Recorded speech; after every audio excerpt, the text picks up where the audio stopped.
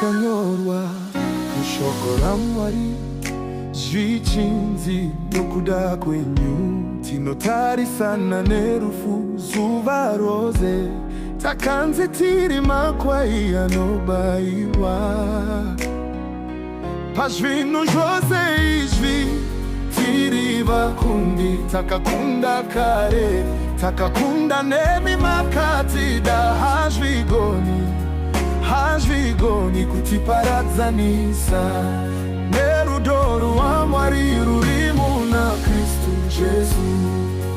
takakunda isu kunyange rufu kana upenyu kana vatumwa kana vane simba kana zvazvino kunyange zvichauya hazvigoni kutiparadzanisa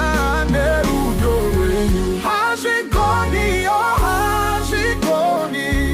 hapana chingatipesanisa nemi Kristu Jesu muri mukati medu hazvigoni kutiparadzanisa nerudo rwenyu kana zvakanaka kana zvakaipa Ishe Jesu muri pedyo nemoyo wangu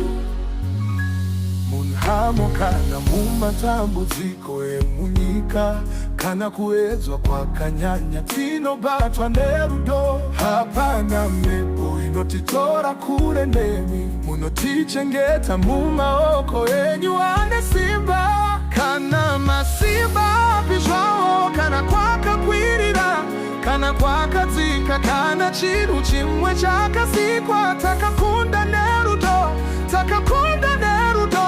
hazvigoni kutiparadzanisa nerudo rwaMwari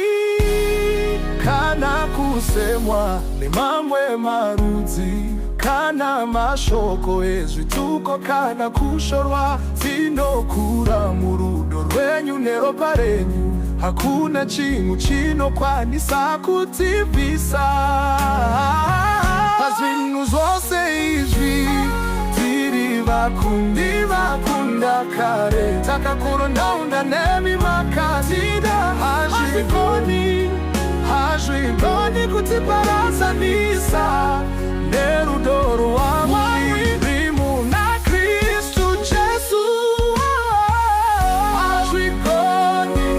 hazvigoni kutiparadzanisa nerudo rwenyu takakunda tinokunda nemi nokusinga peri tiri vakundi munesu Ishe Jesu hazvigoni kutiparadzanisa